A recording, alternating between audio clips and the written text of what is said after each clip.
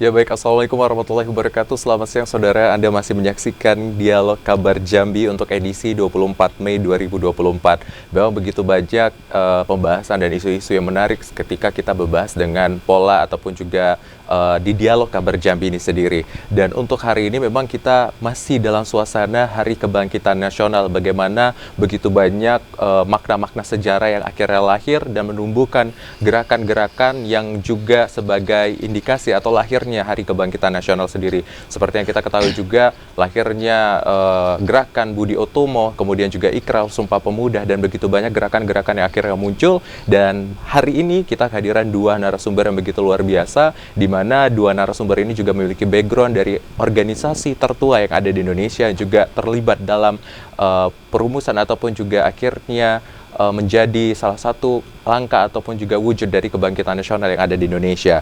Dan tema kita hari ini adalah memaknai kebangkitan nasional.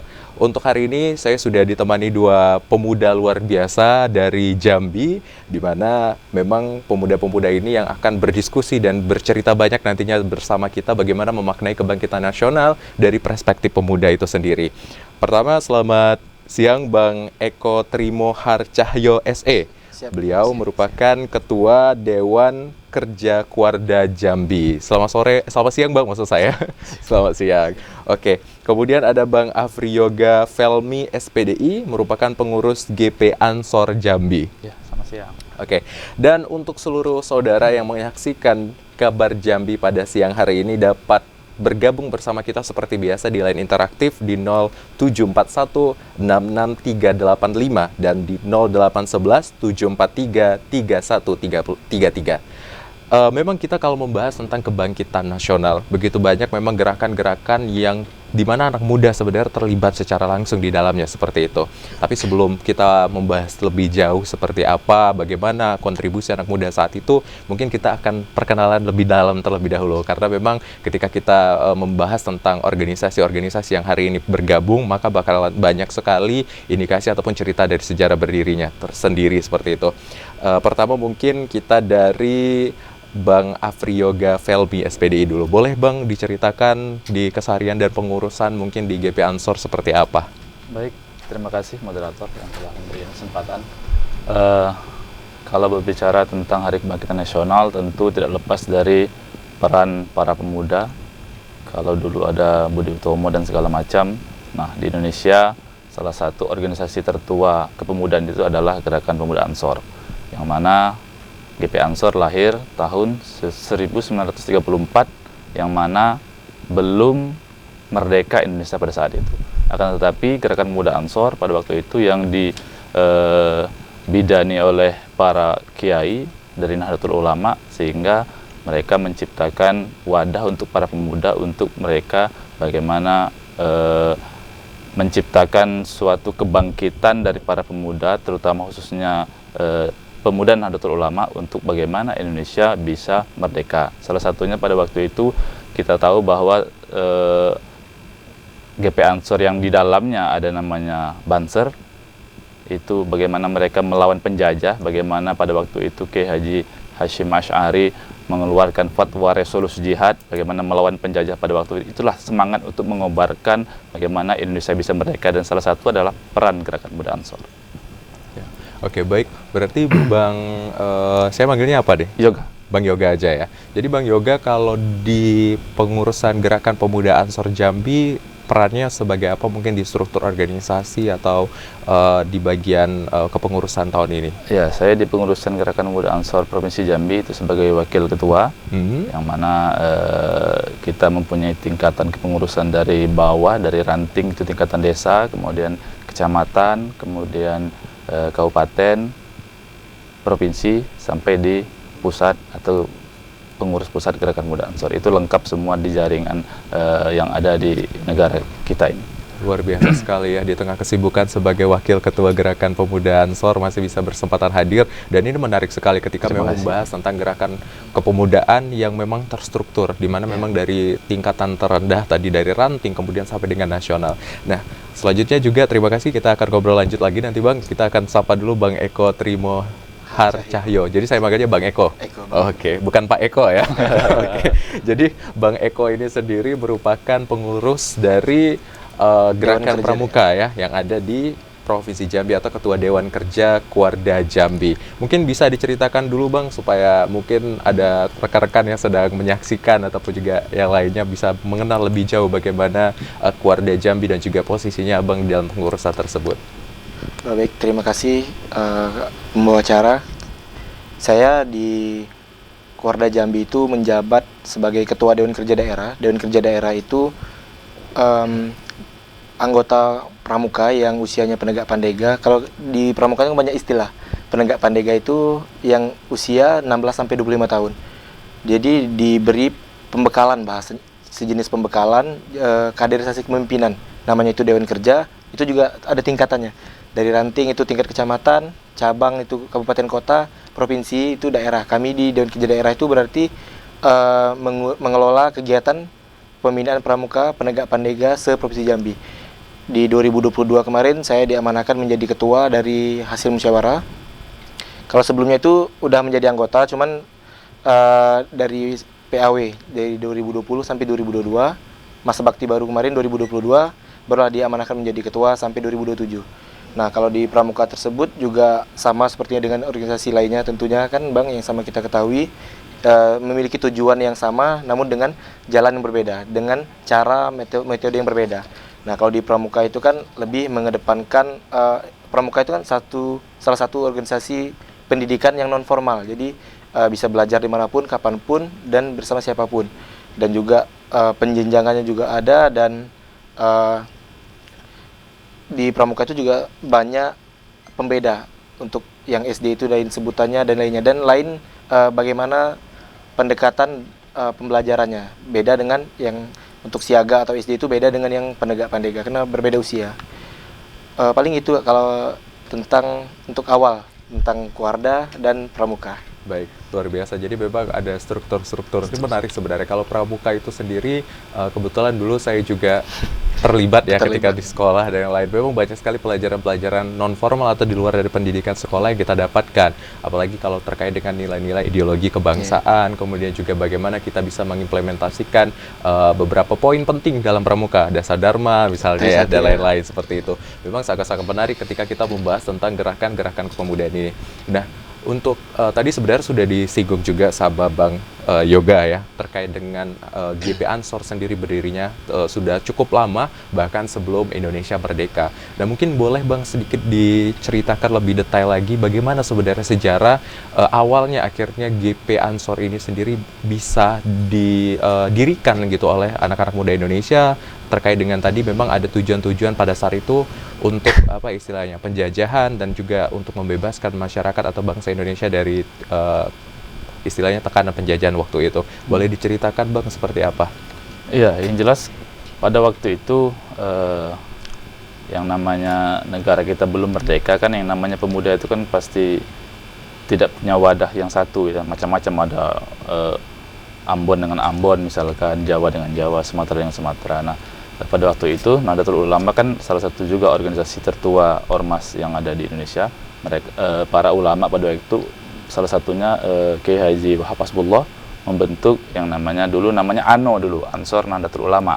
Kemudian ketika lahir secara resmi Gerakan Muda Ansor di Banyuwangi pada waktu itu pada tahun 1934, 24 April, maka resmi dinamakan Gerakan Muda Ansor. Nah, dibentuknya para pemuda ini salah satunya untuk mewadahi para pemuda Nahdlatul Ulama pada waktu itu. Ya, yang namanya NU ini kan identik dengan pesantren ya kan. Jadi alumni pesantren, kemudian anak kiai yang masih muda gus-gus itu bergabung di Gerakan Muda Ansor. Nah, ketika pada waktu itu negara membutuhkan yang namanya para pemuda untuk melawan penjajah, maka para ulama mengobarkan semangat juang dari para pemuda. Itu salah satunya resolusi jihad yang saya bilang tadi, yang difatwakan oleh Ki Haji Hashim Asy'ari, kakeknya Gus Dur ya pada waktu itu. Nah, para pemuda inilah yang berjuang untuk melawan penjajah di tingkatan grassroots begitu.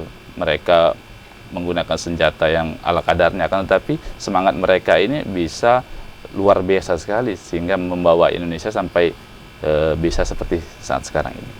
Ya, memang sangat-sangat luar biasa karena kalau misalnya kita melihat sendiri dari tilik sejarah pada tahun 1928 itu pada tepatnya tanggal 28 Oktober ya, sama-sama kita tahu bahwa Ikrar Sumpah Pemuda saat itu digaungkan. Kemudian di sana mulai muncul gerakan-gerakan kepemudaan dan melalui Nahdlatul Ulama para kiai bersepakat ternyata untuk membuat sebuah gerakan resolusi jihad pada itu resolusi jihad namanya ya. Wah, luar biasa, pada tahun itu sudah dipikirkan bagaimana membuat resolusi gerakan kita ini harus berubah ke arah yang lebih baik seperti itu ya, terbebas dari penjajahan dan lain-lain. Tentu memang luar biasa sekali dampak yang akhirnya kita rasakan sampai saat ini dari gerakan-gerakan yang dilakukan oleh GP Ansor ya, di mana memang isinya adalah pemuda-pemuda di luar dari Nahdlatul Ulama sendiri yang memang kita tahu sebagai organisasi fatwa terbesar juga di Indonesia yang menaungi seluruh kaum muslim gitu ya, di luar dari organisasi-organisasi serupa lainnya. Jadi memang kalau kita membahas tentang sebuah organisasi, tentu memang di dalamnya gerakan pemuda sebagai tombak utama seperti itu.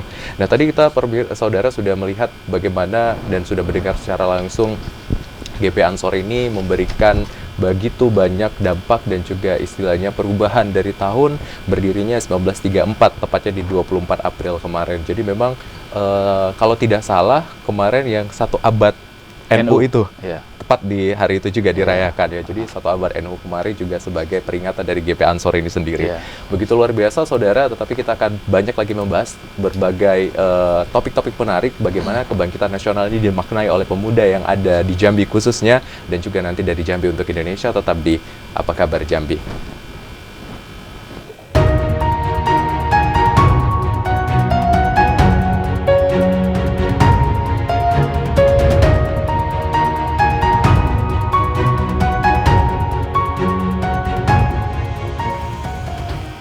Ya saudara, masih di Dialog Kabar Jambi dengan tema memaknai kebangkitan nasional. Tadi sudah kita bersama-sama menyimak kedua pemuda luar biasa dari Jambi yang begitu antusias mengikuti berbagai gerakan organisasi, salah satunya organisasi-organisasi yang cukup tua di Indonesia. Tadi kita sudah membahas tentang GP Ansor ya, dari Bang Yoga selaku Wakil Ketua Pengurusan untuk Provinsi Jambi. Jadi memang GP Ansor ini sendiri maksud saya merupakan gerakan yang memang didirikan sudah lama, dan kemarin pun juga kita sudah saksikan hampir 1 abad Nahdlatul Ulama pun juga gerakan ini sudah sangat begitu banyak memberikan dampak terhadap kemajuan bangsa, apalagi juga memperjuangkan kemerdekaan Indonesia saat itu.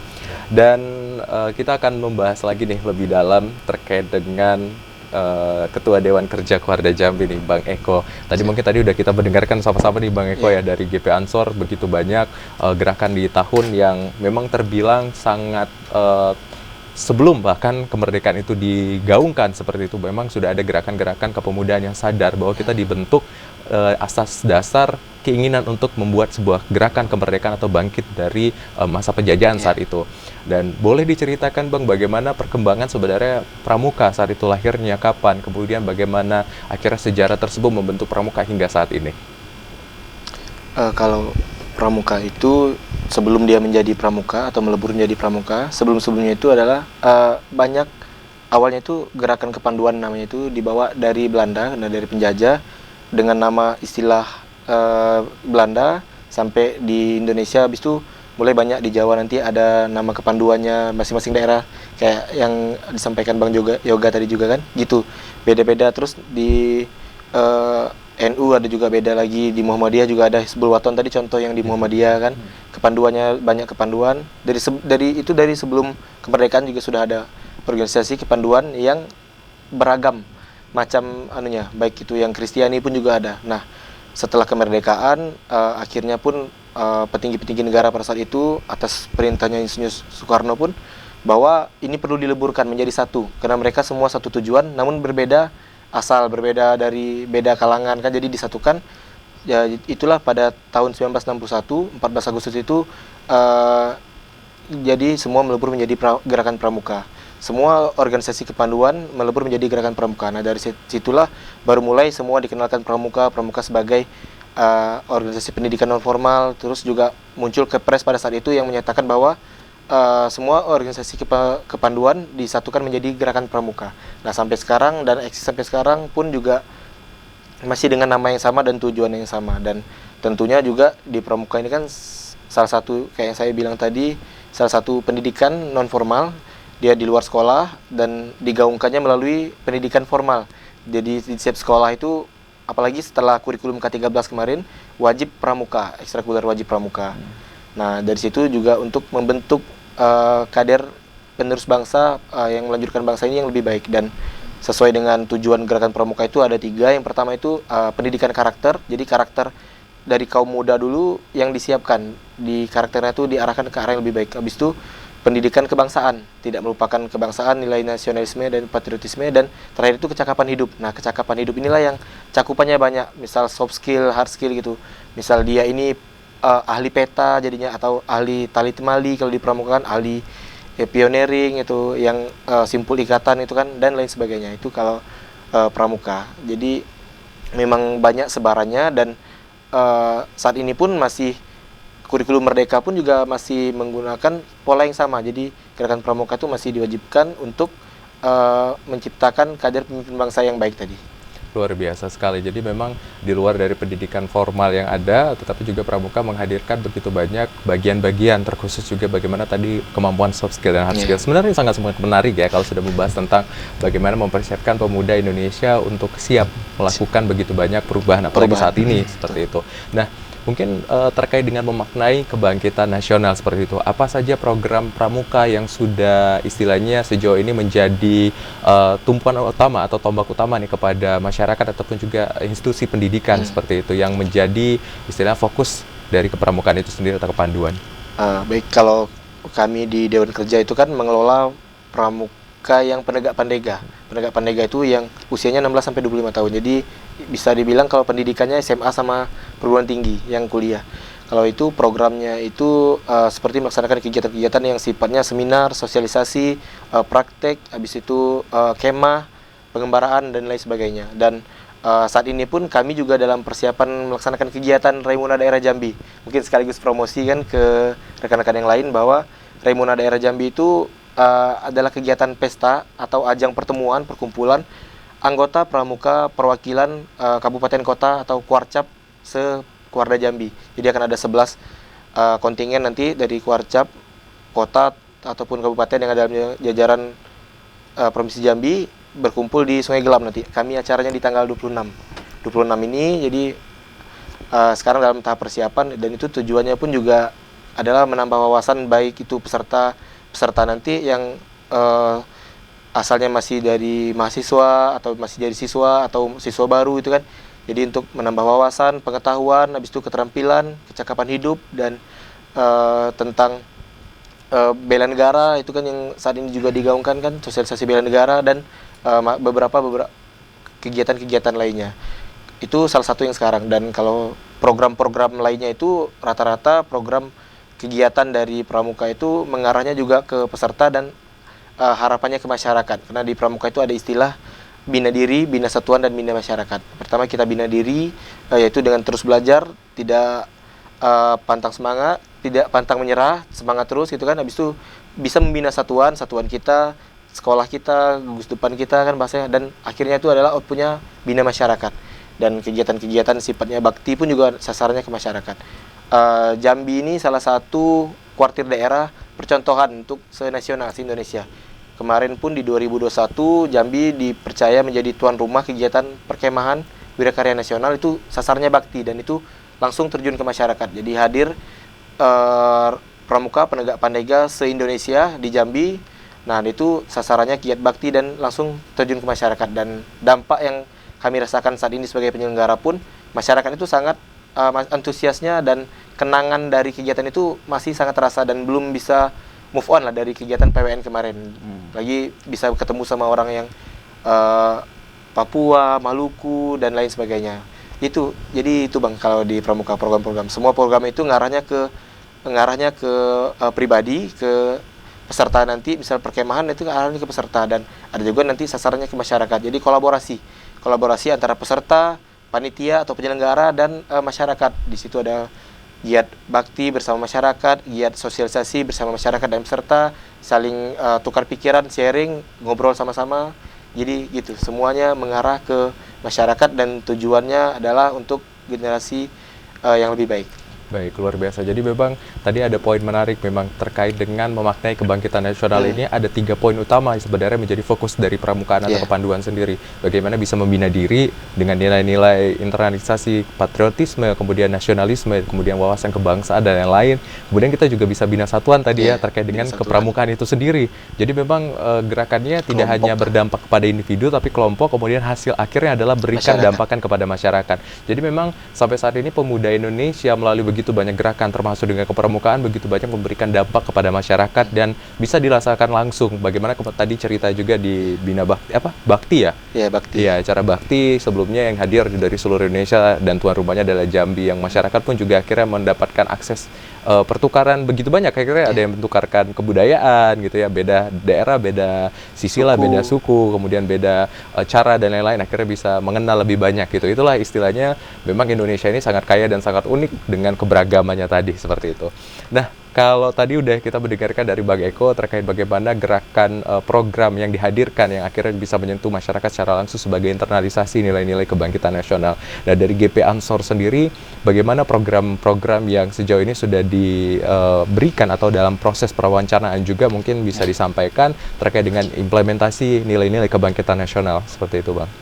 Ya, kalau gerakan pemuda Ansor ini kan gerakan kepemudaan yang berlandaskan keislaman, kebangsaan dan keindonesiaan.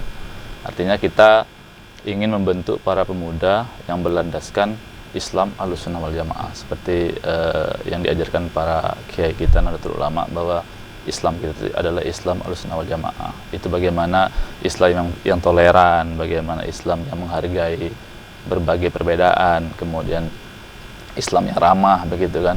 Itu yang terus kita gaungkan, yang terus kita sosialisasikan kepada para pemuda, yang tentunya gerakan Pemuda Ansor ini boleh dibilang kita itu hampir setiap minggu melakukan pengkaderan di setiap daerah, bukan hanya di Jambi tapi di seluruh Indonesia. Hampir tiap minggu ada saja pengkaderan yang dilakukan oleh baik di tingkatan ranting, cabang maupun di provinsi begitu. Sehingga ini terus kita gaungkan kepada para pemuda bagaimana menjelaskan bahwa Islam itu bukan Islam yang semata-mata hanya ingin mereka saja yang benar gitu kan. Tetapi banyak cara kita untuk mengenal Islam, banyak cara kita menjadi Islam yang betul-betul seperti yang disampaikan oleh para kiai kita, bahwa Islam itu sebenarnya begini loh jalannya, bukan hanya sekedar menyalahkan orang begitu, mengkafir-kafirkan orang, kemudian sedikit-sedikit bid'ah misalkan begitu kan. Nah, inilah yang coba kita sosialisasikan kepada para muda di setiap pengkaderan yang kita lakukan.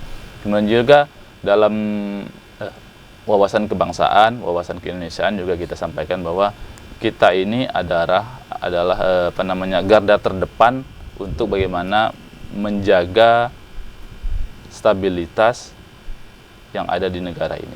Kenapa? Kalau kita lihat di negara Timur Tengah misalkan, bahwa mereka satu suku, satu agama, tetapi bisa berpecah belah, bisa berperang, kan? Tapi kita di Indonesia berbagai suku, berbagai agama, kan? Tapi kita bisa rukun. Karena apa? Salah satunya adalah menjaga toleransi tadi, menjaga perbedaan tadi.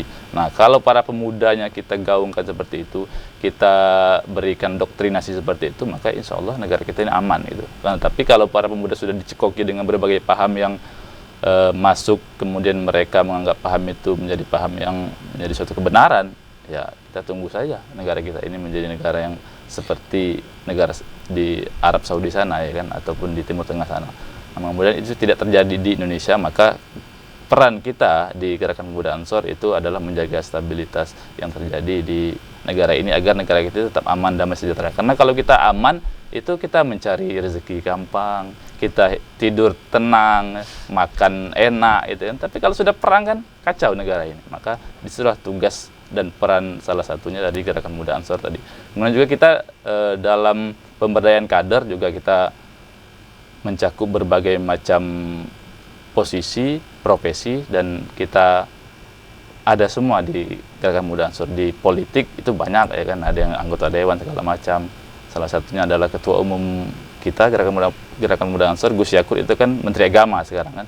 Itu menjadi suatu kebanggaan bagi kami dari Gerakan Pemuda Ansor kemudian dari pengusaha banyak, kemudian dari penyelenggara, KPU, Bawaslu, dan segala macam. Di berbagai posisi juga Gerakan Muda Ansor selalu mendorong para kader-kadernya untuk berbuat bagaimana bisa menjadi kemaslahatan dan kebermanfaatan bagi masyarakat banyak, terutama bangsa dan negara begitu.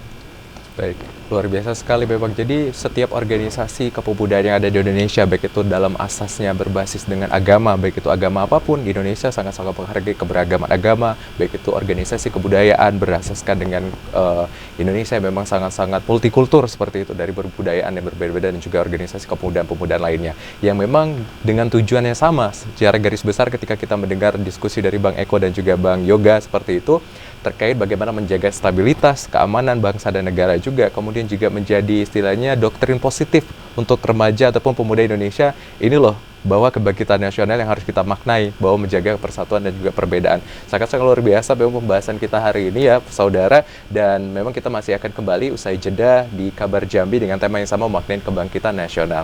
Tetaplah bersama kami.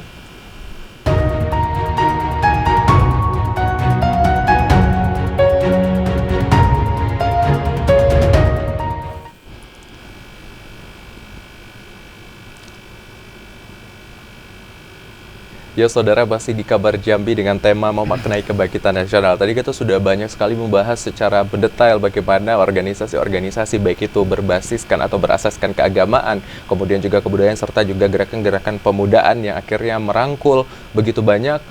Istilahnya di Indonesia juga secara kultur kita sangat-sangat berbeda, secara agama kita sangat-sangat luar biasa, kemudian juga bagaimana akhirnya kita bersatu sesuai dengan ikrar Sumpah Pemuda pada saat itu, dan sampai saat ini pemuda masih berperan aktif dalam menjaga stabilitas, bagaimana tetap bisa bersatu dan tidak terpecah belah seperti itu. Nah, ini menarik sebenarnya ketika kita membahas tentang perspektif pemuda. Nah, mumpung ada dua pemuda di sini, saya ingin bertanya lagi lebih detail gitu ya. Sebenarnya ini untuk Bang Yoga dulu deh ya. Jadi untuk Bang Yoga, sebenarnya seperti apa Bang Yoga memandang keterlibatan pemuda saat ini dalam memaknai kebangkitan nasional seperti itu. Jadi, seperti ada telepon ya. Baik, kita akan angkat telepon dulu. Tahan dulu ya Bang Yoga, kita akan dengarkan. Baik, silakan, dengan siapa di mana? Selamat siang. Selamat siang dari Yudi di Telanai. Oh baik, Pak Yudi, silakan Pak Yudi. Terima kasih atas waktunya yang singkat. Baik, silakan Pak Yudi. Pertama yang saya hormati dari organisasi PB Ansor ya.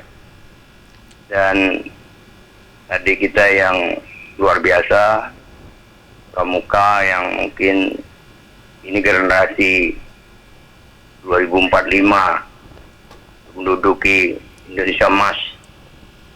Sebenarnya kalau bercerita masalah organisasi apapun di Indonesia ini, ya semua berazaskan Pancasila, Undang-Undang Dasar, Bhinneka Tunggal Ika, dan NKRI. Jadi ada oknum yang sebenarnya menyimpangkannya. Itu semua berazaskan itu, masuk Ansor ini. Nah, sebenarnya tantangan ke depan 2045 itu ya bonus demografi, itu tadi macam-macam tantangan organisasi ini untuk menjadikan sumber daya manusia ke depan untuk memimpin seperti adik pramuka ini. Jadi dihadapkan kepada sesuatu yang menantang seperti kemajuan teknologi. Yang kedua, tentu tidak hanya teknologi yang dia harus kuasai untuk menduduki Indonesia Emas nanti 2045, tapi keseimbangan agamanya, attitude-nya bagaimana. Nah, kita kan sudah kehilangan itu. Cuman hanya teknologinya saja yang dikuasai. Nah, kalau di pramuka tentu sudah lengkap paketnya. Nah, bagaimana dengan generasi berikut yang tidak di pramuka, yang belum dijamin itu? Ini tugas organisasi.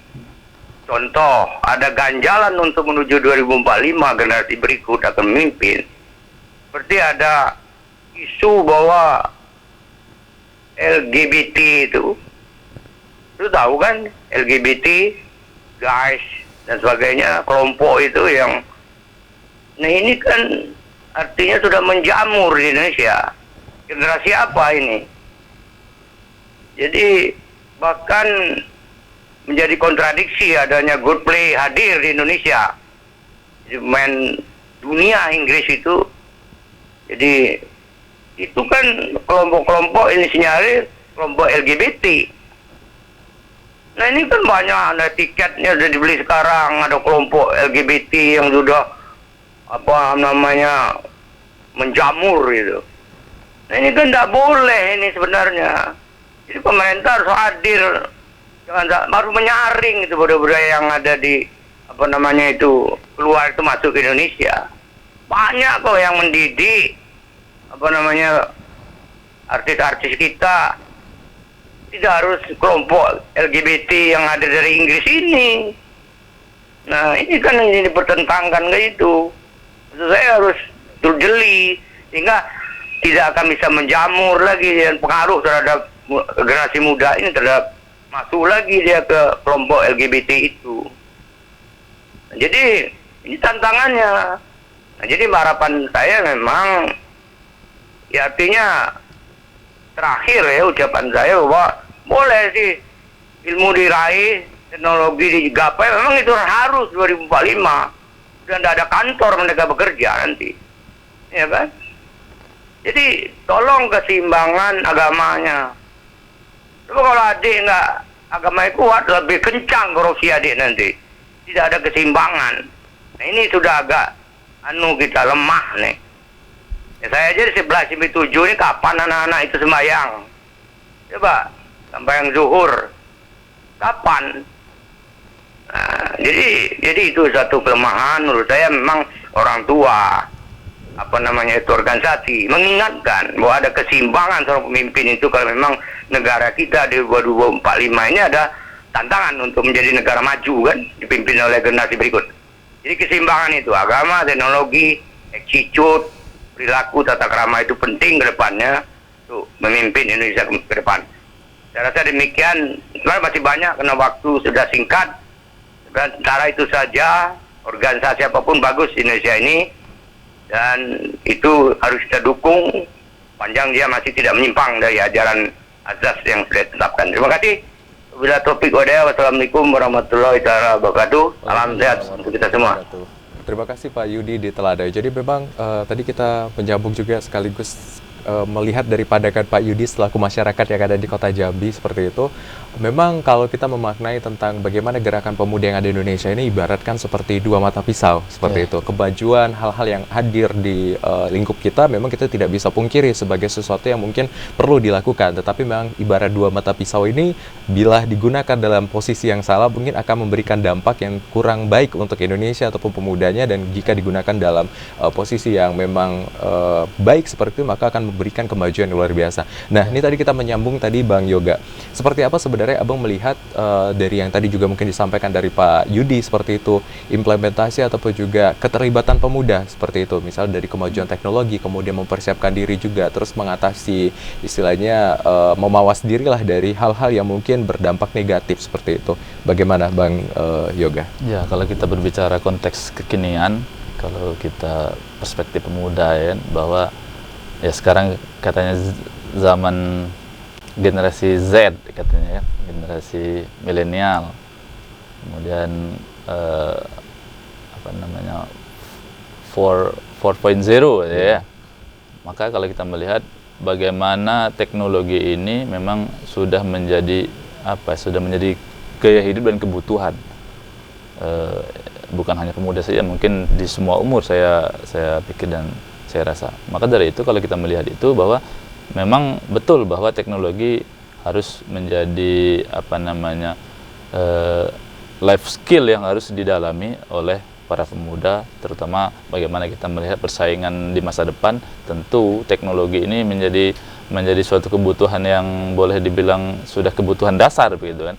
Nah, maka dari itu memang bagaimana kita menyiapkan para pemuda kita di masa depan sehingga mereka menguasai life skill di bidang-bidang teknologi. Tapi jangan lupa juga betul yang seperti Bapak Yudi katakan tadi bahwa selain penguatan di bidang ilmu pengetahuan teknologi, akan tetapi juga di bidang keagamannya juga harus tetap didalami, karena ini menjadi benteng bagaimana para pemuda kita tidak terjerumus ke hal-hal yang dibilang Pak Yudi tadi, LGBT, narkoba dan segala macam, sehingga kalau kita di Gerakan Pemuda Ansor, bagaimana kita menumbuhkan semangat para pemuda, bagaimana kita mengembangkan para pemuda sehingga mereka lebih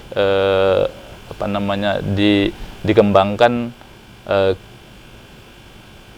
skill mereka, pengetahuan mereka, sementara juga dalam bidang kerohaniannya, dalam bidang religiusitasnya ini juga tetap didalami dan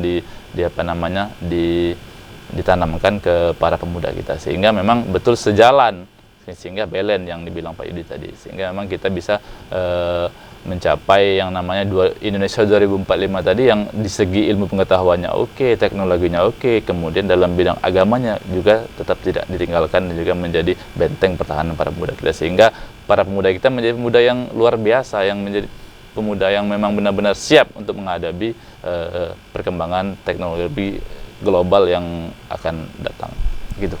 Baik, luar biasa. Jadi memang begitu banyak sebenarnya ketika kita melihat pemuda ini sebagai istilahnya pemimpin lah, atau enggak pemimpin di masa depan, di mana memang seperti tadi yang disampaikan juga, seperti kita ketahui di era 2045 nanti bakalan banyak sekali nih keuntungan dari kita sebagai anak muda. Nah, memang disinilah kita yang akhirnya harus membentengi diri. Tadi benar disampaikan oleh Bang Yoga dari GP Ansor, bagaimana keagamaan juga sebagai nilai penting untuk membalancekan seperti itu.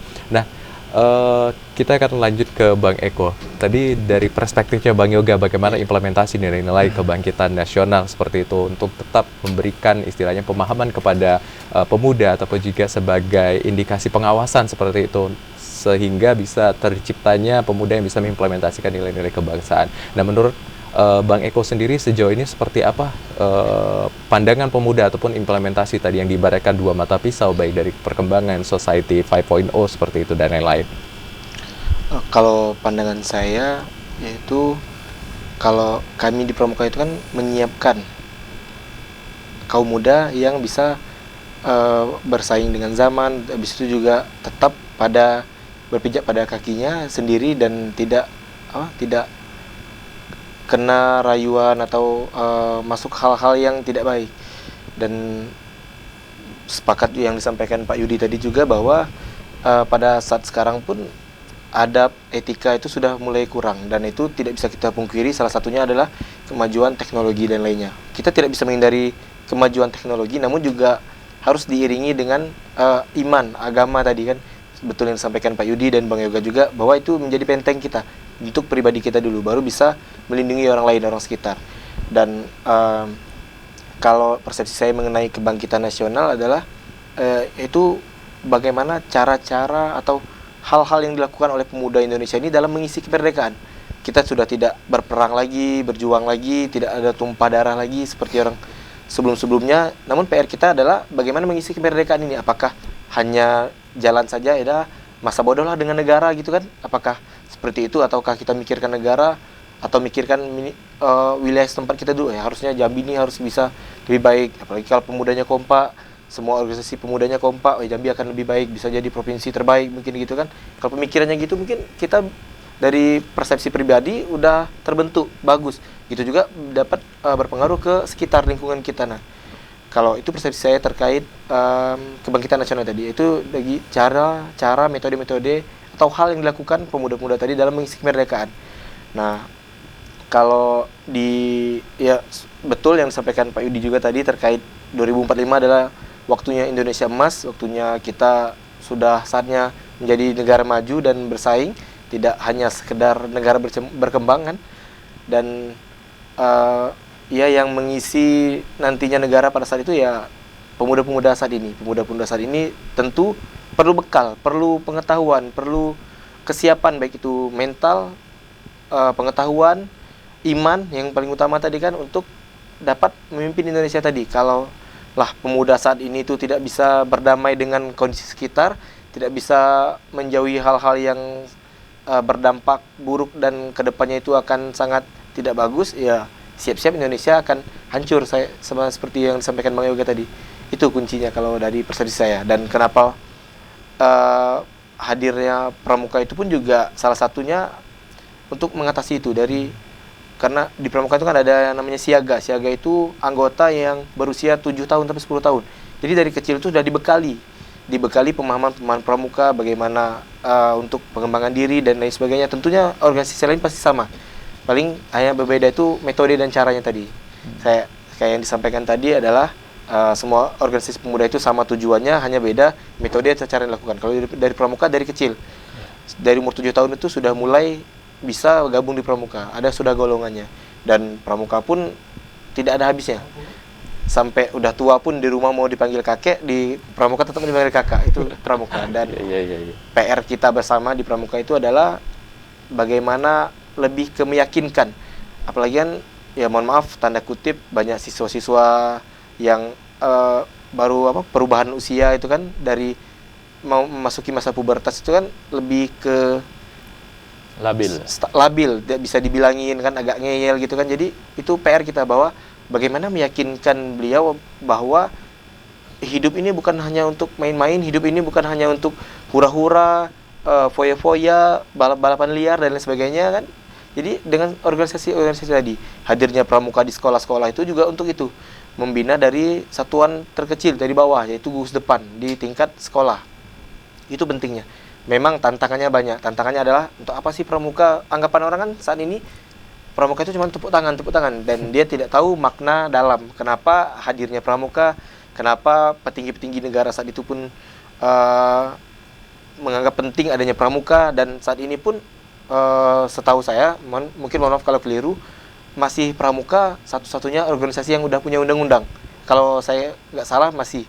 Nggak tahu kalau udah ada pembaruan. Dan itu pun bahwa negara membuktikan bahwa pentingnya ada pramuka tadi sebagai media kader untuk pembentuk pemuda bangsa. Mungkin itu dulu. Baik, luar biasa sekali. Jadi memang poin utama dari Bang Eko ini tadi adalah yang menarik bagi saya, bagaimana kisah kita semua sebagai anak muda, termasuk saya pribadi, ya mungkin tadi walaupun sudah di rumah, kalau dari pramuka udah berumur pun tetap dipanggil kakak gitu ya.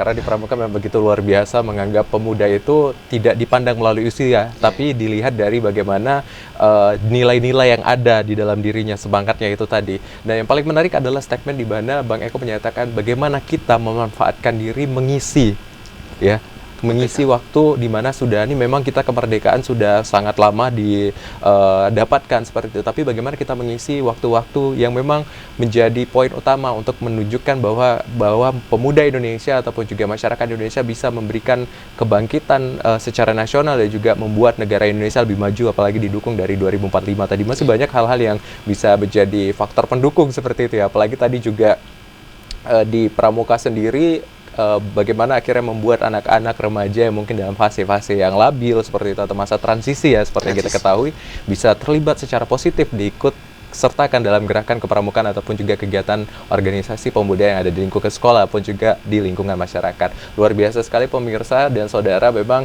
kalau membahas tentang bagaimana pemuda Indonesia memaknai kebangkitan nasional akan begitu banyak perspektif dan mendalam seperti itu. Ibaratnya tadi bagaimana kita akhirnya bisa mengisi waktu-waktu setelah kemerdekaan ini menjadi sesuatu yang berdampak untuk kemajuan negara kita. Usai jeda kami akan kembali, tetap di Apa Kabar Jambi.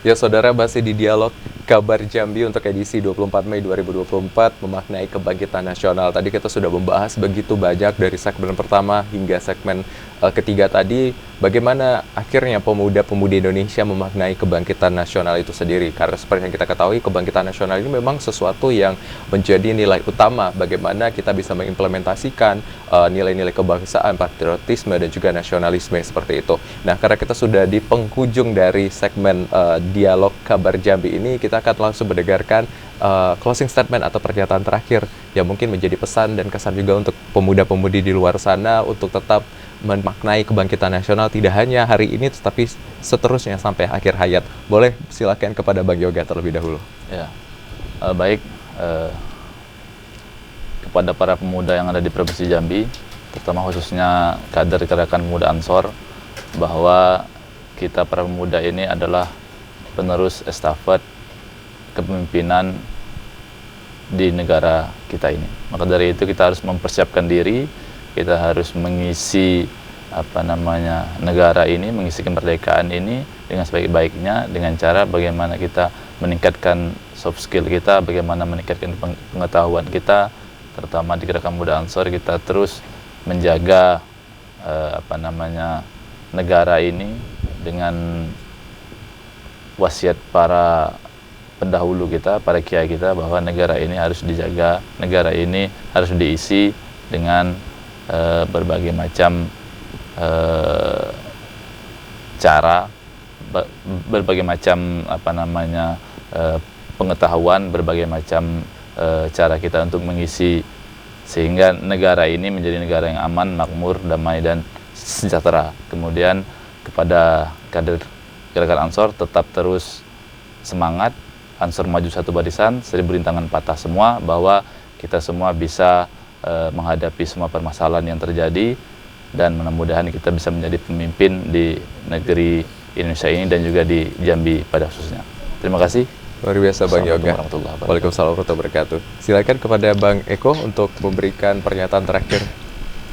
Mungkin tidak banyak, yaitu bahwa pertama buat rekan-rekan yang di Pramuka, terus bina diri, bina satuan agar kita bisa membina masyarakat, dan nantinya kita pun juga akan terjun ke masyarakat. Jadi fokus dan tetap jalan pada tujuan dan sesuai dengan undang-undang, anggaran dasar, anggaran rumah tangga yang kita miliki, agar jalannya kita dari pribadi dan sebagai anggota Pramuka bisa jalan sesuai dengan arah yang ada.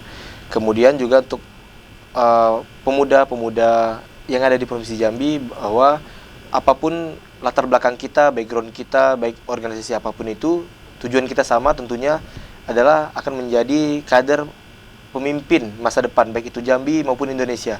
Jadi pendapat saya bahwa kita tetap yakin dengan diri kita dan jangan pernah ikut-ikut dengan atau terbawa arus yang tidak baik, ya, karena dampaknya nanti adalah bukan ke diri kita sendiri, namun hal yang kita pegang. Apakah nanti kita menjadi kepala daerah, nanti dampaknya pasti ke daerah kita. Mungkin itu closing statement dari saya. Kuncinya itu tadi, tetap fokus pada tujuan yang kita miliki. Baik, luar biasa sekali narasumber kita pada hari ini sudah memberikan begitu banyak pengalaman dan juga pandangan mengenai memaknai kebangkitan nasional. Sekali lagi kami ucapkan terima kasih kepada Bang Eko Trimohar Cahyo SE selaku Ketua Dewan Kerja Kuarda Jambi yang sudah hadir, kemudian Bang Afri Yoga Felmi SPDI, pengurus GP Ansor Jambi, di tengah kesibukannya tetap bisa bergabung bersama kami. Ya, demikianlah saudara, tadi sudah kita dengarkan secara bersama-sama di Kabar Jambi bagaimana memang pemuda Indonesia dapat memaknai kebangkitan nasional, dan begitu banyak hal yang dapat kita lakukan sebenarnya untuk mengisi waktu-waktu setelah kemerdekaan ini untuk memberikan dampak kepada Indonesia, khususnya pemuda, dan menikmati bonus demografi di 2045 nanti. Mewakili kerabat dan kru yang bertugas pada hari ini mengucapkan terima kasih atas kebersamaan Anda, dan sampai jumpa di Kabar Jambi selanjutnya.